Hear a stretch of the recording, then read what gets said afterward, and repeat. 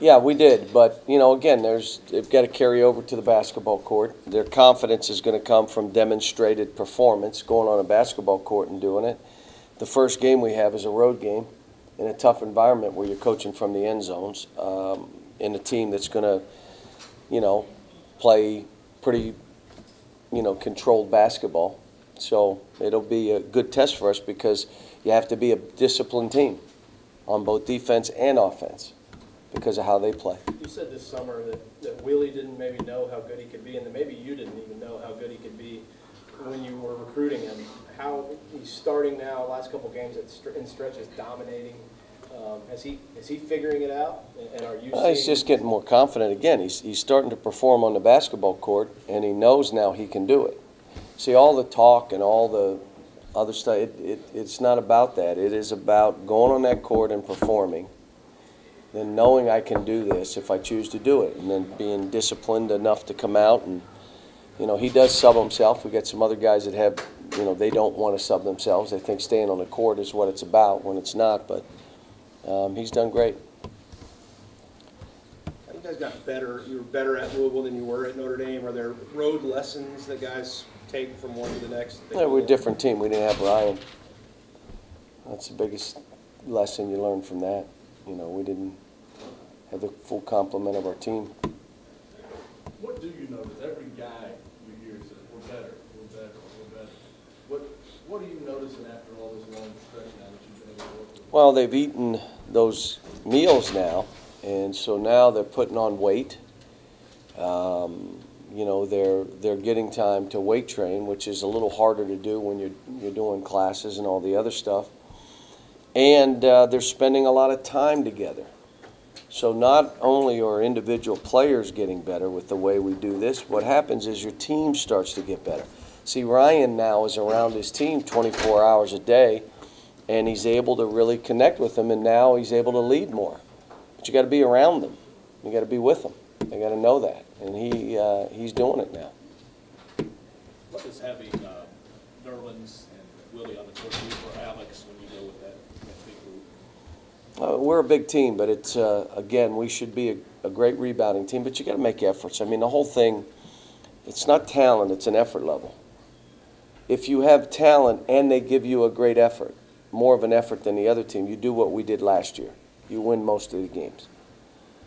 If you have a talented team that doesn't give you effort, you're going to get beat. Just how it is. A less talented team will outwork the more talented team, and they're going to win.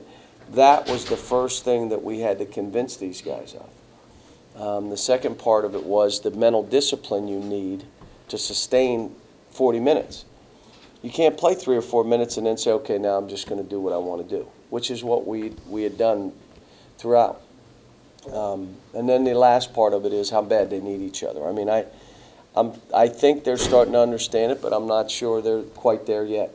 Along those lines, you said after the Eastern Michigan game that Alex was halfway home, halfway to where you guys needed him to be. Where is he today? We'll see after the game. We'll all have a good idea. I mean, everybody's just looking for fight. Really don't care how he shoots the ball, if he turns it over some. I don't think anybody cares. They're zeroed in on, is he out there in a battle? Is he competing? Does he have a sense of urgency or not? And if he doesn't, then you'll see that he didn't take the steps that we thought. My hope is that he's starting to get it, and it's going to carry over into the games. How did it kind of strike you that you decided, big, that's the way I've got to go? How did that hit you, you know? Just normally, like, stuff hits me. I'm waking up in the morning, I'm having a coffee, or I'm in the shower, or something says, you know what, you need to do this. And I tell whoever that is in there, I say, okay, you know what, I think you're right. How well, John, are you guys meeting the defensive standard that your teams have set over the years? Pretty good. I mean, if you look at our numbers, you know, our numbers are pretty good. And, you know, when you talk about, you know, the losses we have, the Baylor game was a tough one to swallow. But they're not bad. Baylor and us are like the same. I don't think we had Ryan that game. Did we have Ryan that game? He plays a little thing, but it was Maybe his first 15 game. minutes or so. Okay. But the other games, I don't know if the three of those teams have lost 2 games between them. I mean, we lost to good teams. And we're doing some good things. We're defensively okay. I mean, we need to be a little stronger on the ball than we are. I think Ryan's done well, but there are other spots on the floor where we're not guarding the dribble as well as we can. But when you got shot blockers like we do and we're as big as we do, it just becomes a rough thing. I mean, last year's team, everybody played us the same way. Beat them up. Physically beat them up. I think this year they're doing the same kind of deal with this team. And we just got to withstand it. And after we understood that that doesn't work and we can still play through it, we became a pretty good team. Cal Bandy, the last couple of years has been pretty balanced. This is much more of a three-point shooting team. I think almost more than 40% of their shots are threes. What do you do with them? How do you try to defend them? Oh, you just try to make them hard, but you're not going to stop them from shooting threes if that's what they do. I mean, and if they make a bunch, we'll lose. They go 25 threes and they make 20, it's been a good start. Who's our next game? I mean, but you're not going to say, all right, we're going to hold them to 8 threes attempted. They're going to shoot them. The question is, do you make them hard? Sometimes you make them hard and teams still make them. That's why it's always dangerous. I can remember over the years of playing a team that's going to shoot 30 threes and I'd be a wreck just based on the fact that what if they pick a game and it's our game and they make them all? Because they are going to shoot them, and this is one of those teams. From your experience coaching down there, how different is it with the sidelines, and how have you learned to kind of deal with that, having been there, was it 3 times now? Well, it just makes it more difficult to communicate to your team, and they've got to communicate with each other, and you got to have pretty much the point guard's got to be in tune with you, because if he's turning around looking at you, he's going to lose the ball. So, we've done okay down there. We haven't played our best games, but I'll tell you, every game we played against them had been wars. I mean, now they've had, for 3 years, they had the same team. Now they're going through what we're going through, a totally different team. But for 3 years, they had the same team, and it was an outstanding team. And they were wars. Every game we played against them was a war. You worry at all that Alex tries to do too much in a sort of homecoming, or do you almost hope he tries I to? don't. If it's an effort thing, he can do as much as he wants. Just go till you pass out, John, what do your guys need to understand about the grind of getting ready to embark on? It's 2 weeks longer, 2 games longer than even last year. They're fine. I mean, we're going to be, I told them after last night's dinner, I just said, now we just went through a great month of training, and now you go on the court and show what you've worked on. And there's going to be bumps in the road. There's going to be ups and downs. It's not going to be like you're just going to beat everybody by 30. You're going to be down at half at times. But the whole point is you got a great foundation now to fight, to battle, to know that you can play with anybody if you choose to. John Hood was in the gym there. Is he back with the team now? Who's that? John Hood. He didn't practice, but he's been in the gym. John, you mentioned several times that Ryan is leading better in part because he's been around the team more. Is that because of the nature of the point guard position that he has to do that, or is it the way that this team is comprised that Ryan had to be that guy? And Well, just if so you're happens he's the if point you're guard? not around your team, it's hard to lead. It's hard to walk in the gym if you're never around the guys. And that's what he knew, and that's what he's done a great job of. We're doing individual work. He stays after because he and Archie, we do their individual work before practice. The others are doing them in the morning, and he stays and encourages his team.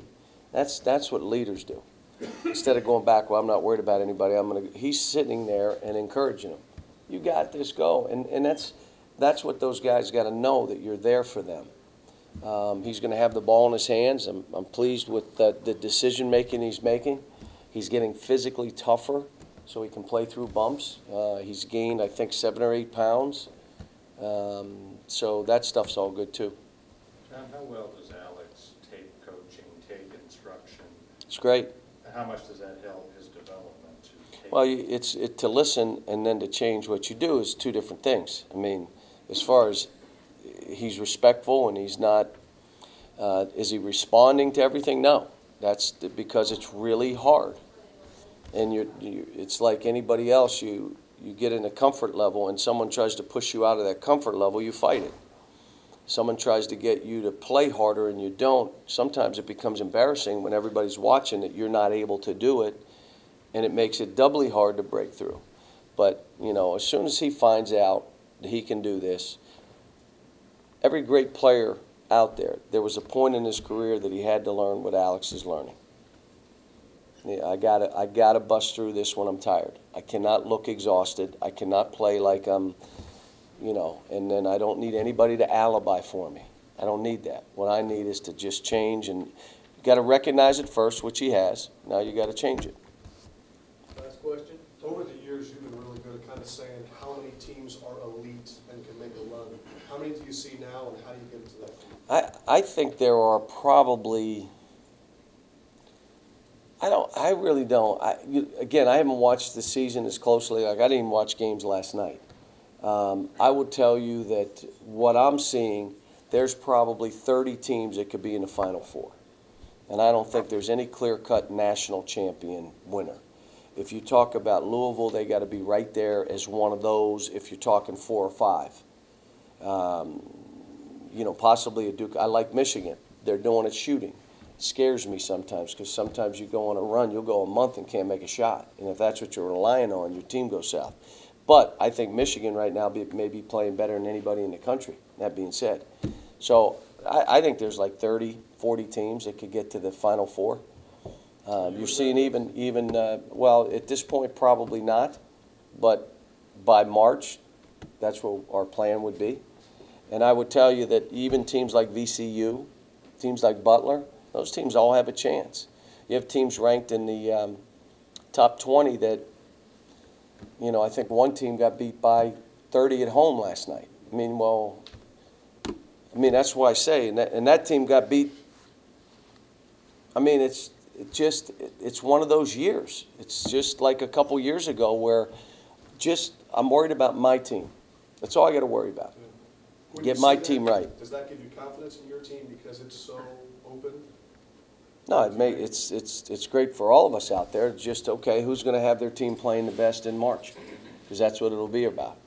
Whose team is playing the best in March? There are different teams that have played well early. Arizona's playing well. A couple crazy wins, but they still won those games. They're learning how to win. You might throw them in that bunch. I don't know. But again, I haven't seen Arizona play 3 minutes. So I won't know, but, it feels right now like it was a couple years ago. You mentioned on your show last night that Willie and Nerlens, if I heard you right, or the other night, were shooting underhand on the free throws. Is that what we should expect tomorrow night, or is that too embarrassing? Well, it's the option. The question was, why don't you just tell them to bank it, throw it up there, and fire it off that backboard. Let them bank it in. And so Ingest says we're teaching them underhand. So the guy said, good, coach, I like that.